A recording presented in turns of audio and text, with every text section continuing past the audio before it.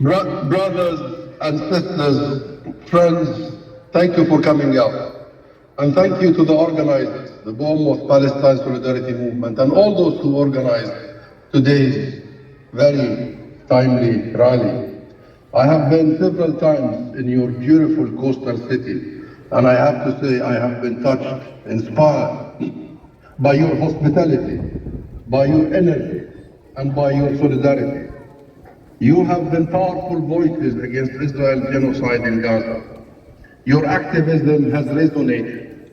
The desperately sad but incredibly moving 5-kilometer line of children's clothing on Bournemouth Beach, representing the thousands of children Israel has killed in Gaza, shocked the world, shocked our conscience into action against the genocide and the mass murder of children.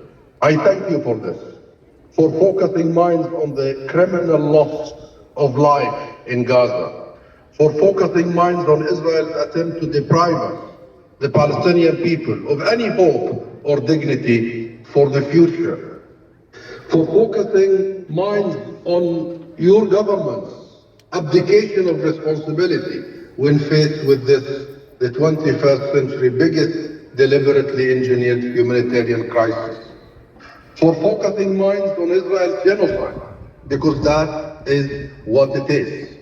When you destroy an entire territory, 70% of homes, 80% of schools, every university, almost every hospital and clinic, when you target agricultural land, industry, libraries, bakeries, churches and mosques, when you kill indiscriminately, when you throw 2,000-pound bombs on people sheltering in tents in Rafah, when you kill and wound nearly 120,000 people, most of whom are women and children, when you force 1.7 million people into displacement, destitution, and despair, and when you impose a famine on 2.3 million people, this is a genocide.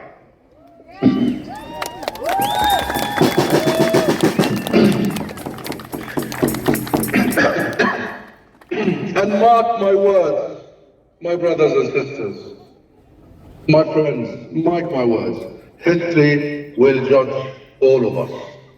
History will judge us all, and it will not be kind to those who have supported and been complicit in this, the greatest crime of this century. It will not be kind to those who have been silent as they have watched this horror, this genocide unfold in real time, on the screens, on the social media, even poor as mainstream media has been and continues to be on their TVs and on their newspapers. It will judge you too, my friends. History will judge you too. History will hail you as among those who loudly and proudly proclaim, "Not in my name." Thank you for each and every one of you.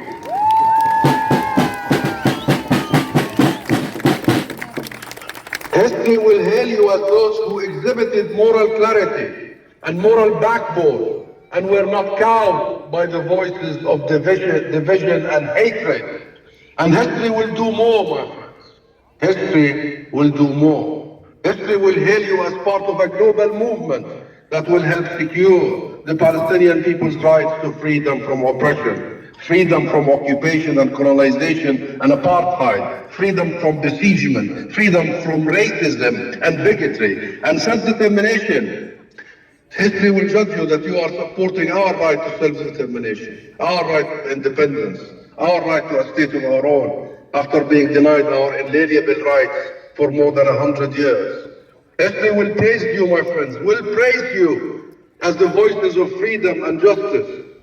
And those who salvaged a global rules-based order that is being pushed to its limits by Israel's criminal disregard for international law, criminal disregard for the sanctity of human life, its criminal disregard for our common church universal values, a disregard in which it has been shamefully supported by a handful of countries around the world. Yours, my friends, yours are the voices that will ensure our own government's commitment, your government's commitment to the rules and the values of the international system. Yours are the voices that will demand from your government that it imposes an arms embargo on Israel now. Arms embargo on Israel now. And sanctions on Israel to compel compliance. Yours are the voices that will prevail on your government to formally recognize the state of Palestine. The state of Palestine will be free. Palestine will be free. We will have our independence. Jerusalem will be our capital. Our refugees will return to their homes. Whether the British government recognizes the state of Palestine or not, the state of Palestine will be free. We will have our state. It is more about the British government than it is about us.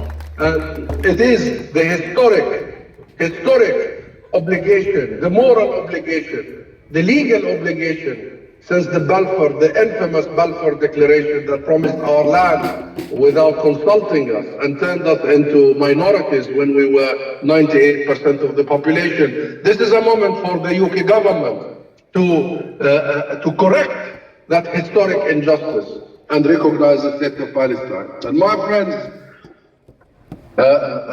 we will never waver, I assure you.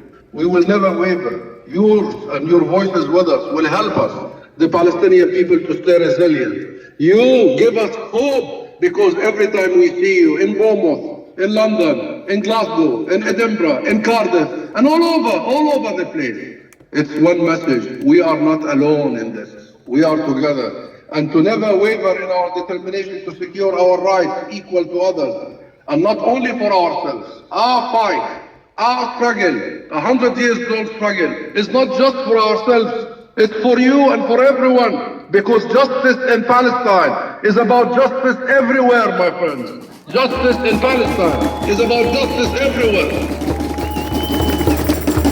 And I want to assure you that if we accept less rights, if we accept to be second-class citizens on our own land, we would have given up your rights, not only our rights. And I promise you, we will never, ever accept anything less than equal rights to all nations. And I thank you. I thank you for all that you have done. And I thank this great city of Bournemouth for all that you have done and all that you still doing. And I hope we will work together. We will march together until I see all of you very soon in a free.